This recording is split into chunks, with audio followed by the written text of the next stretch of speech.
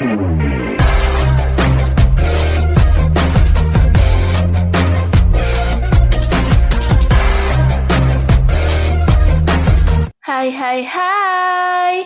Selamat datang kembali di channel Min Donghua.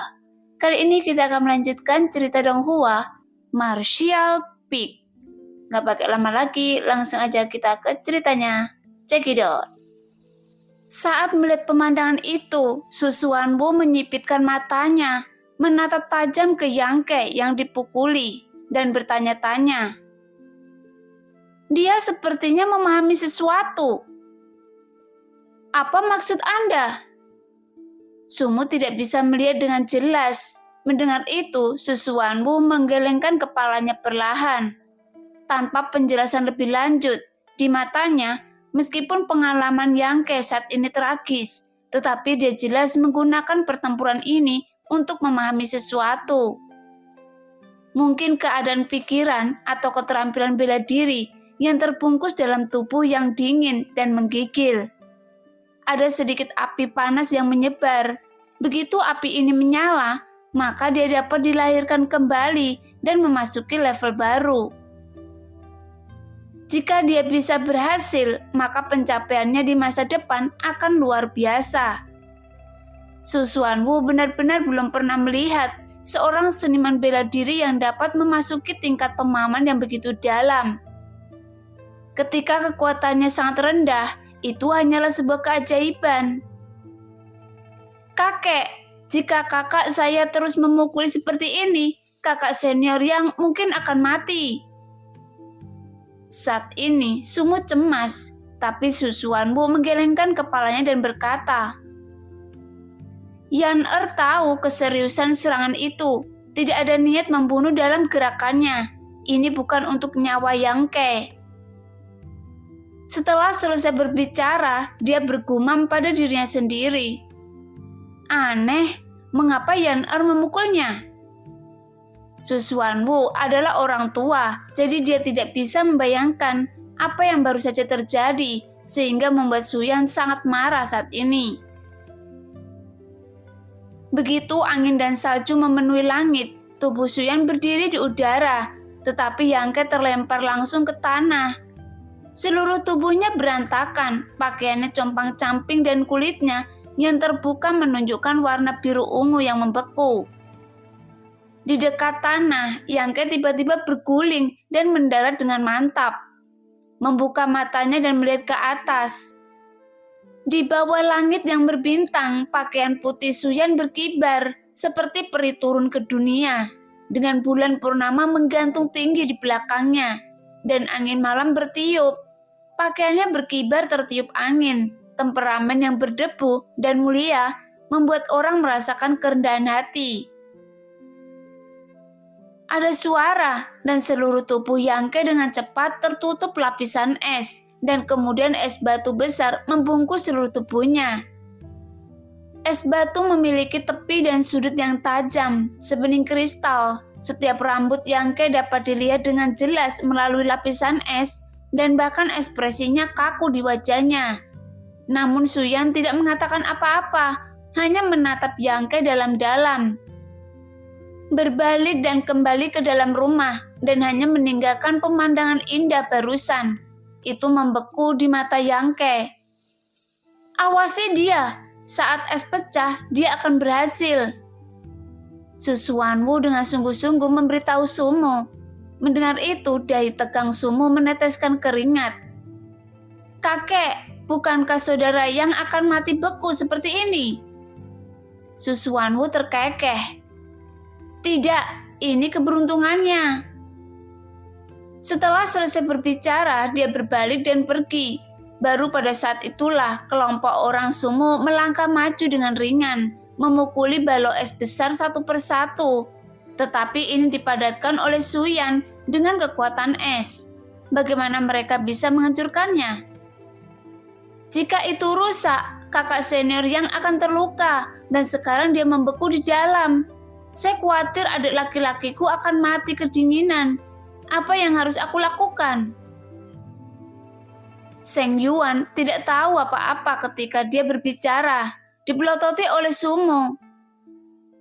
Sebelumnya saya mendengar dari kakek saya bahwa ini adalah keberuntungan kakak senior yang jangan bergerak. Jika Anda memecahkan kebekuan tubuhnya, Anda mungkin akan menyakiti kakak senior yang. Jadi ayo tetap di sini saja. Oh, sekelompok orang mengangguk. Balok es tetap tidak bergerak sampai jam kelima, dan Yangke yang membeku di dalam seperti mayat hidup. Napasnya yang lemah. Dia hanya menatap posisi Suyan yang menghilang. Sumu dan yang lainnya mengambil keputusan dan memutuskan untuk menahan 2 orang di sini untuk menonton. Dan yang lainnya harus melakukan apa yang mereka inginkan. Situasi ini berlanjut selama 3 hari penuh. Di depan loteng kecil, orang yang masih hidup membeku di dalam patung es. Pemandangannya terlihat seaneh mungkin. Sumu dan yang lainnya tidak tahu sudah berapa shift mereka.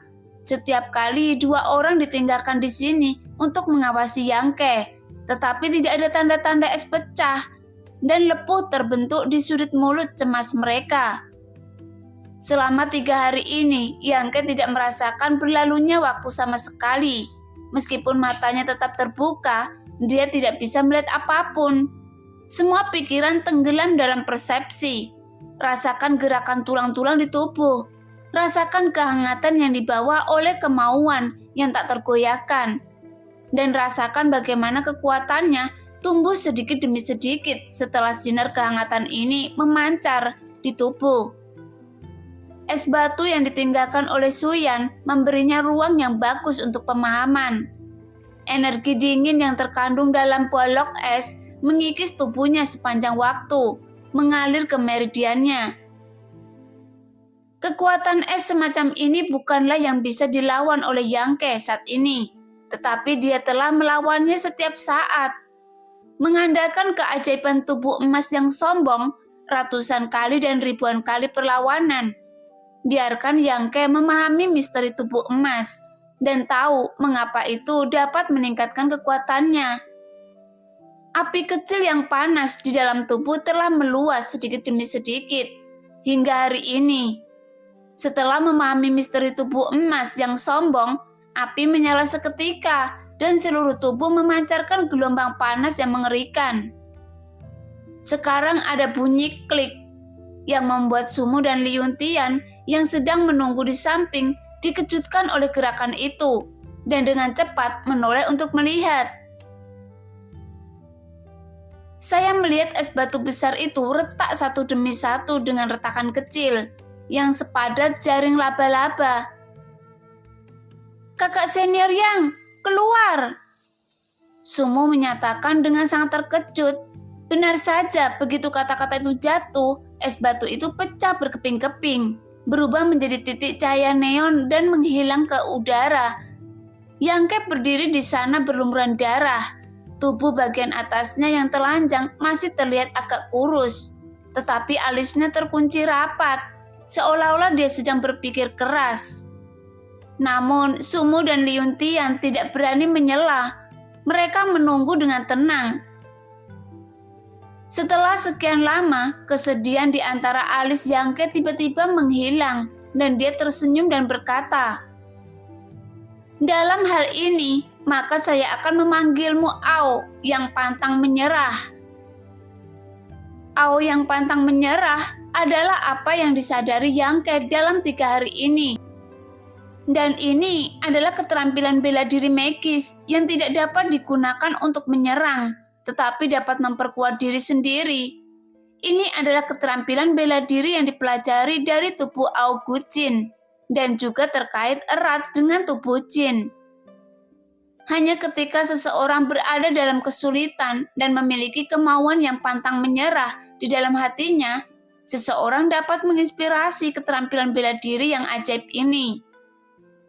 Setelah digunakan, tubuh emas yang pantang menyerah akan memberikan energi untuk diri sendiri, memungkinkan kekuatan seseorang untuk sementara meningkat.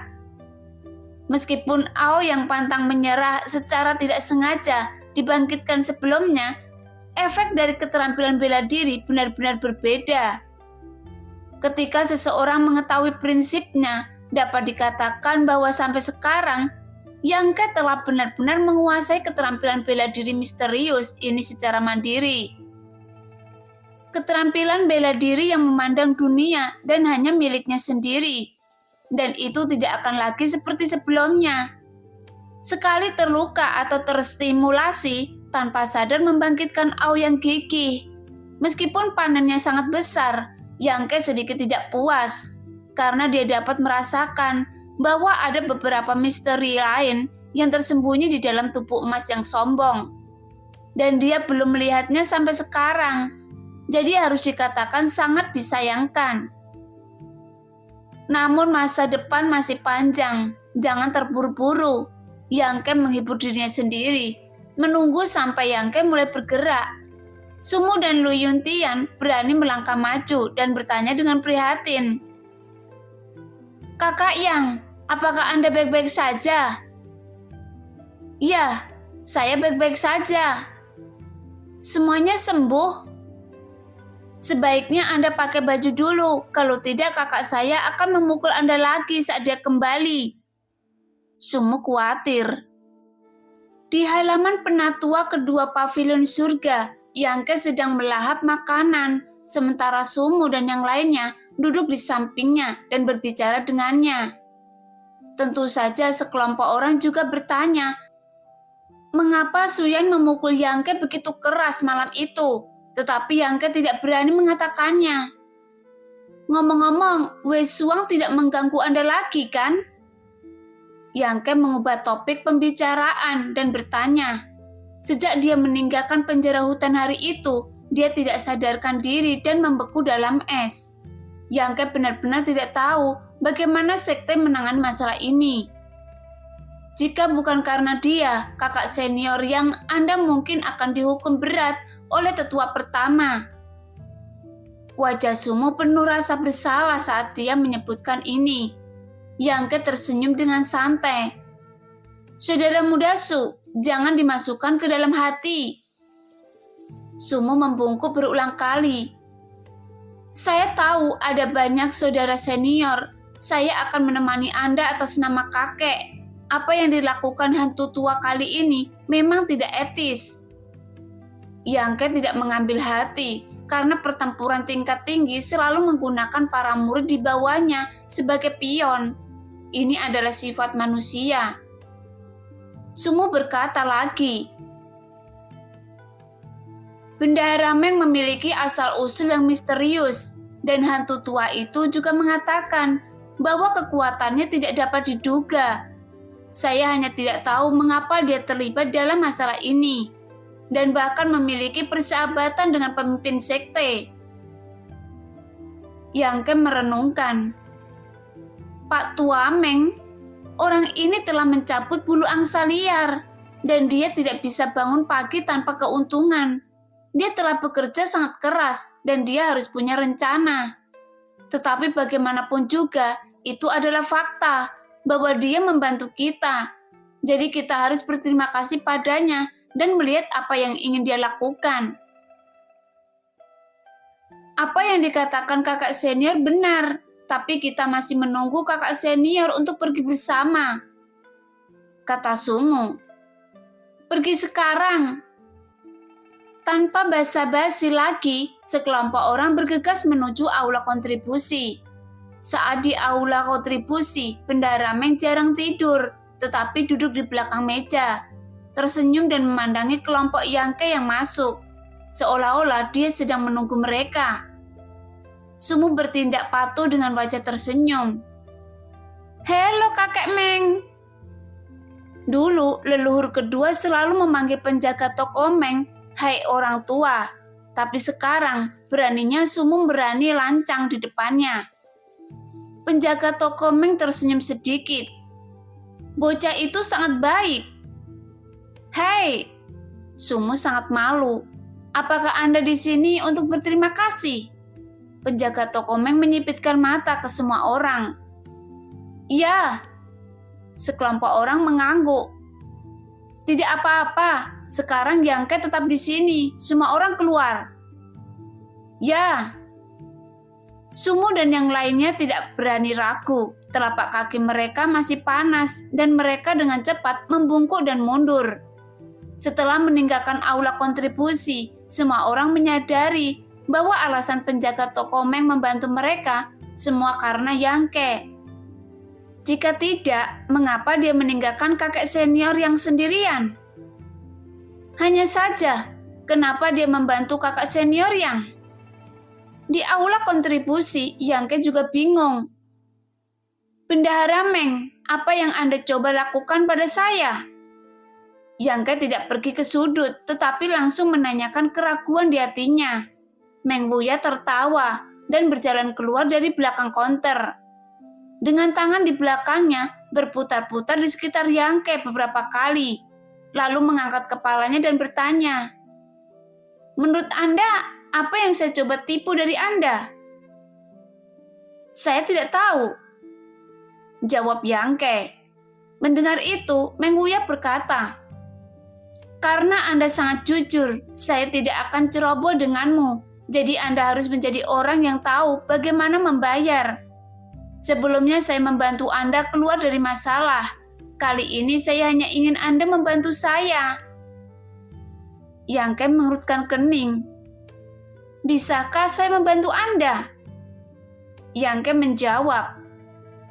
Namun seakan bisa melihat kekhawatiran di hatinya, Bendahara Meng tersenyum dan berkata, "Jangan khawatir, tidak ada bahaya. Selama Anda memenuhi persyaratannya, tidak hanya tidak ada bahaya, tetapi juga ada manfaat besar yang menanti Anda." Yangke sangat menyadarinya ketika penjaga toko Meng mengucapkan kalimat terakhir. Ada rasa sakit yang tersembunyi di wajahnya. "Anda masih belum memenuhi persyaratan untuk membantu saya?" Meng Wuya melanjutkan. Mendengar itu, Yangke menjadi semakin bingung karena meminta bantuan, tetapi ada persyaratannya. Dan Yangke belum pernah melihat orang seperti itu. Setelah tertegun sejenak, penjaga toko Meng berkata lagi, "Saya tidak hanya harus memenuhi kebutuhan saya, tetapi saya juga harus memuaskan orang lain. Layanan door to door untuk murid paruh waktu terdekat." Yangke hendak keluar. "Jangan." Penjaga toko Meng sedang terburu-buru. Dia akhirnya menemukan orang yang memenuhi syarat. Bagaimana dia bisa membiarkannya pergi begitu saja? "Penyelamatku, bagaimana Anda bisa membuat saya kedinginan?" "Kalau begitu berhenti berbelit-belit. Anda menceritakan masalahnya. Jika saya dapat membantu, saya akan membantu. Jika saya tidak dapat membantu Anda, maka pergilah ke orang lain." Yangke berteriak dengan marah. "Oke, ulurkan tangan Anda, dan saya akan memeriksa vitalitas di tubuh Anda." Bendahara Meng tidak berani menggoda orang lagi. Meskipun Yangke memandangnya dengan curiga dan mengulurkan tangannya, dia percaya bahwa Bendahara Meng tidak akan menyakitinya. Segera Meng Wuya mengulurkan 2 jari, meletakkannya di pergelangan tangan Yangke. Sepertinya dia sedang menyelidiki dengan wajah serius, dan ekspresi wajahnya berubah. Awalnya dia ceroboh, lalu dia serius, dan kemudian dia menunjukkan keterkejutan. Dan kecepatan perubahan wajahnya sangat mencengangkan. "Yuan Qi." Meng Wuya menarik tangannya, sangat gembira. "Apakah ini ada hubungannya dengan vitalitas yang saya kembangkan?" Yangke menebak. "Tentu saja." Meng Wuya mengangguk dengan tajam. "Yangke kecil, saya akan menanyakan pertanyaan lain. Anda harus menjawab saya dengan jujur. Apa masalahnya?" Yangke semakin bingung, tapi ekspresi Meng Wuya tiba-tiba menjadi memalukan. Matanya tidak menentu, dia dengan hati-hati mempertimbangkan kata-katanya, dan setelah beberapa lama dia bertanya dengan gugup dan penuh harap. "Apakah kamu masih anak-anak?" Karena dia terlalu gugup, Meng Wuya merenggangkan lehernya begitu lama, sehingga dia meletakkan wajahnya di depan Yangke, menatapnya dengan kedua mata. Melihat itu, Yangke buru-buru mundur 2 langkah, lalu mundur 3 langkah dan berdiri. Dengan merinding di sekujur tubuhnya, dia menggigil tanpa sadar dan berkata dengan sangat waspada, "Apa yang Anda lakukan?" Karena orang tua ini tidak punya hobi khusus kan, jadi pertanyaan ini terlalu menggelikan. "Mengapa Anda lari sejauh ini? Saya tidak ingin memakan Anda." Meng Wuyang mengejarnya, memaksa Yangke ke sudut dan bertanya dengan suara rendah dengan wajah misterius. "Apakah kamu masih anak-anak? Apa pendapatmu tentang orang tua ini?" Meng Wuyang akhirnya sadar ketika dia melihat penampilan Yangke. Dia tidak bisa membantu tetapi tersipu dan dengan cepat mundur. "Bukan itu yang Anda pikirkan. Mengapa Anda begitu kotor?" Nah, demikianlah cerita hari ini. Terima kasih yang sudah menonton video Min Earth sampai selesai. Sampai jumpa di video selanjutnya. Bye-bye.